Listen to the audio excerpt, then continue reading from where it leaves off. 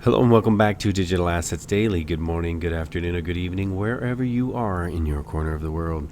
Google will hire former Ripple employee for its new payment system.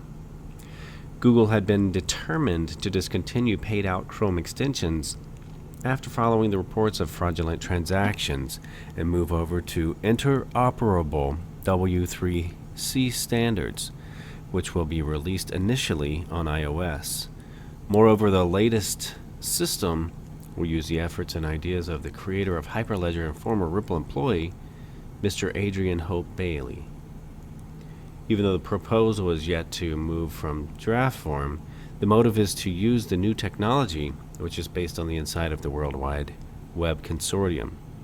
The futuristic view on this connection defines Ripple's ideas that could even find use with Google. The ideas about this project can be taken as a clear indication that Ripple's ideas might be taking off by replacing various payment gateways and wallets. Along with solutions in the initial stage, presently Ripple has a solution that offers connectivity and liquidity out of the boundaries of the banking framework. Daniel Wang, Google's web payments engineer, writes in the Chromium blog, remarking that the course of the web payment is not as smooth as it is. According to Wang, the solution might be to build a brand new, yet in-draft payment handler application program interface. One of the biggest advantages is it should permit a completely interoperable web payment system, despite the choice of any digital wallet. Although Google had been careful about the use of cryptocurrencies, the importance of distributed payment protocols has been on the rise. As per the latest Gizmodo report, Google has plans to build a brand new payment handler application program interface, which will initially be released on the iOS version on Google's Chrome web browser.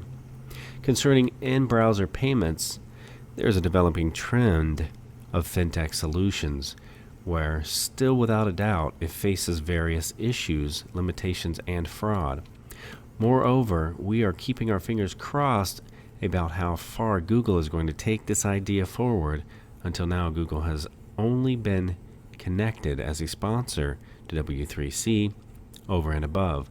Google had individually associated with Hyperledger the year before to analyze online identity tools. Generally, Google and its well-known App Store had been quite skeptical of few crypto-based solutions, especially having opportunities for money laundering and fraud. Google Store had recently blocked MetaMask for a brief period, dealing with one of the most used add-ons for token payments and Ethereum. Sorry if I'm a bit distracted. One of the I didn't get that. One of the headphone it's not working properly. My apologies. One thing that catches me on this article is the constant mention of the Hyperledger Fabric. That is the flexible blockchain framework that's changing the business world through IBM's blockchain platform, which we know is working with Stellar.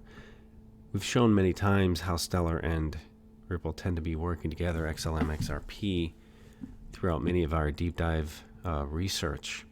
But this one caught me off guard as it's coming from Google. But then again, at the beginning, Google also was one of the financial partners for Stellar and for Ripple as well. Next article, Andrew Yang. The U.S. has to fix its hodgepodge crypto regulation. And I know a lot of people are frustrated in the blockchain community with the regulations being a little bit slower than other nations in the description of the U.S. But it seems like this week and as of January, throughout the month, they had kind of put it out as a priority. There had been a lot of congressional meetings and other conferences that we've shared on our Twitter page in regards to that. Right into the article, the Democratic presidential hopeful Andrew Yang said The U.S. needs a consistent legal framework for cryptocurrencies if it is to be a market leader. Speaking to Bloomberg on Thursday, Yang said the current regulation situation is confusing and potentially harmful to individuals and businesses working in the space. Right now, we're stuck with this hodgepodge of state-by-state treatments, and it's bad for everybody. It's bad for innovators who want to invest in the space, he said. And the underlying technology of cryptocurrency is very, very high potential, and we should be investing in it, Yang continued. We need to have a uniform set of rules and regulations around cryptocurrency use nationwide. The U.S. as a country does not have a clear legal framework for cryptocurrencies, while some states, such as New York, have created a licensing framework for crypto businesses. Most regulators rely on a combination of decades-old judicial precedents, international conventions, and occasional guidance from federal regulators. And there is a video, if you would like to come back, and the links will be in the description provided below, of Andrew Yang. The Securities and Exchange Commission, SEC, has classified all initial coin offerings, the ICOs, regardless of a token's nature, as securities sales based on a precedent from a 1940s ruling over a Floridian orange farmer. Despite issuing updated guidance for cryptocurrencies last year, legal experts have criticized the regulator for under-specifying key areas, such as failing to define what an active participant in a token sale really is. The regulatory status quo has also created conflicting guidance. In 2018, the Financial Crimes Enforcement Network, the FinCEN, published a letter stating that the token issuers were money transmitters and required to comply with existing regulation. The letter came days after a federal court backed the Commodity Futures Trading Commission, the CFTC, definition that cryptocurrencies are, in fact, commodities. Yang's campaign has run on a pro-technology ticket, and he is the only candidate so far to have an official policy on cryptocurrency.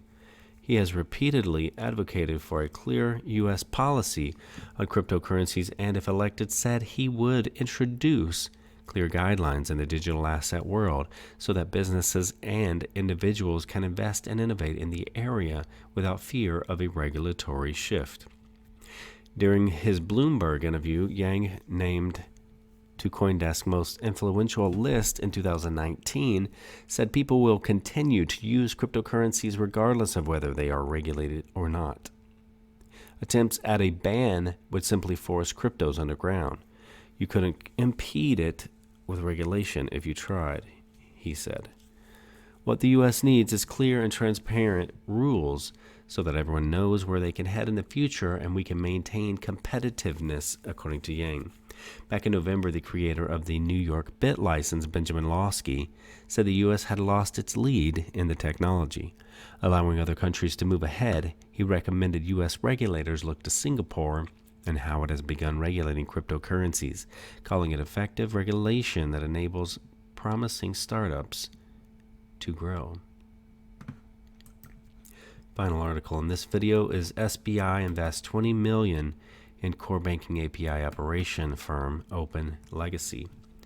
Japan's SBI Holdings has invested $20 million in OpenLegacy Technologies, an American software firm that smooths API integration of core banking systems. Citi, FIS, and BNP Paribas Cardiff are among the clients for OpenLegacy's platform, which helps them to create microservices-based APIs to extend their core banking systems to the digital world, including the web, mobile, and cloud. The system let companies create APIs without the typical cost, staff, time, and risk, bypassing complex middleware and connecting directly to the core banking system, automatically generating the APIs and offering a variety of deployment options, both on premises and in the cloud. SBI says it will now recommend using OpenLegacy's API platform to regional banks as part of its efforts for regional revitalization. Also, too, with SBI, it seems like they're revisiting giving the employees XRP as part of its benefits package. I've been seeing that come back around into the news recently, and I know a lot of people are excited with that, especially the people connected to SBI. Again, guys, this is not financial advice. It's for entertainment purposes only. Just wanted to share some of the updates and hope that you're having the greatest of days. Please hit the like and subscribe if you're new to this channel, and the notification bell so that you will be notified for every new video. And we will catch you in the next one.